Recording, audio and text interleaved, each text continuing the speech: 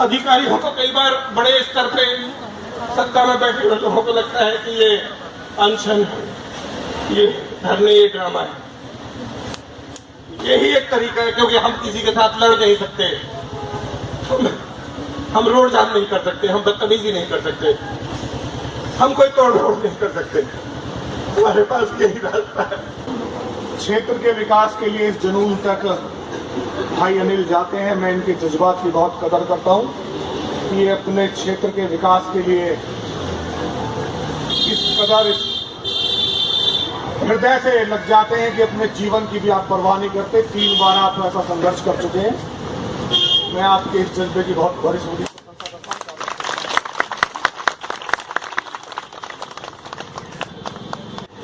लगभग 2.25 महीने मुझे नगर निगम का मेयर बनकर शपथ लिए हुए हैं। शहर में जहां भी समस्याएं हैं, प्रयास कर रहे हैं कि उन समस्याओं का समाधान हो। ये जो इनका मांग पत्र है,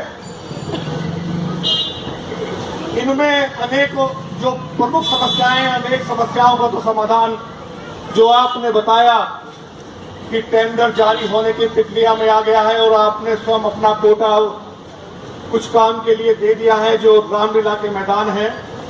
हाँ, मुझे भी एक बात का अनिल से शिकायत थी कि मैं आपका मेयर हूं और हम दोनों एक ही पार्टी के हैं। आप एक बार आकर इन पर सविस्तार में से बात कर दें। आप आए 1-2 बार बात करने के लिए।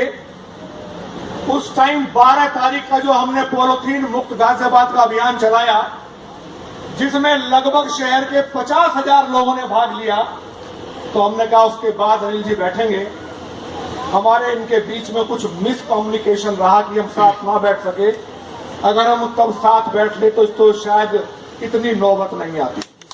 ये जो अनशन चल रहा है अनिल चौधरी जी के द्वारा, यहाँ के आरडब्ल्यू अध्यक्ष हैं, समस्या ये है कि ये कॉलोनी को करीबन 35 साल हो चुके हैं यहाँ पे, और पानी की जो पानी के पीने का जो पानी है उसकी सप्लाई कम से कम जो पाइपलाइन आती है वो कम से कम 20 साल से यहाँ पे नहीं है। 5,200 के करीबन यहाँ पे घर हैं, जिनमें कि पीने का जो पानी कहा जा सकता है सिर्फ 100 मकानों के घर पहुँचता है।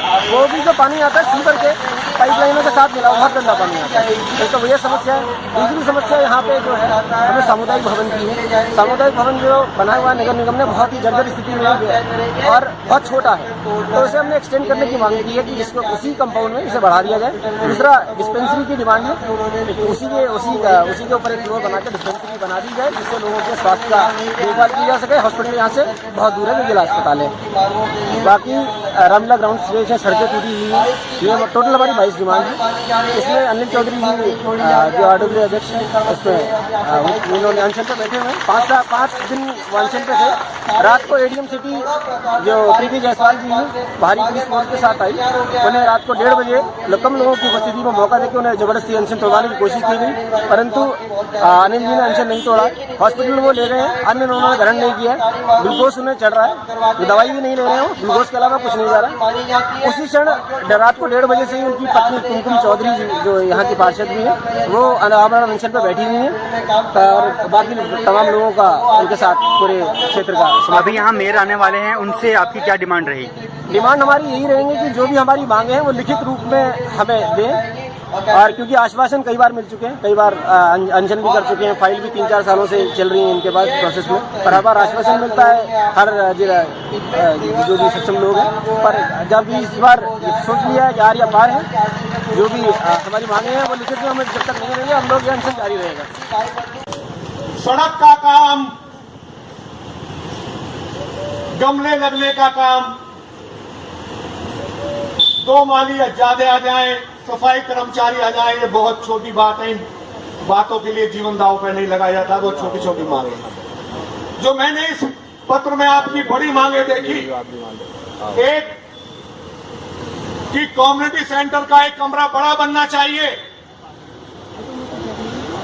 मैं आपको थोड़ी व्यवस्था इस बात कहने से पहले समझा देता हूं नगर निगम में क्या व्यवस्था है।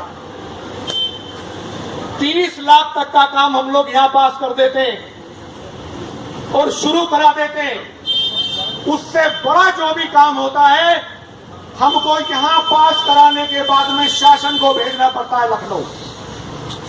वो हमारे हाथ से बाहर की बात हो जाती है। हमने कहा कि जो आपका कमरा है उसका अगर 30 लाख से कम का बजट होगा तो वो हम यही अपनी बोर्ड मीटिंग में पास करेंगे और वो मेयर आशु वर्मा की निधि से बनेगा। आपके पानी की बात आई, मैंने जेई साहब से बात की, उन्होंने कहा सर 2 दिन का टाइम दे दो, लंबा काम है। हमारे पास एक पैसा आता है, एक फंड आता है 14वां वित्त आयोग का, सिन्हा साहब वही आता है ना पानी के लिए, पानी और सीवर। हमने कहा वो फंड,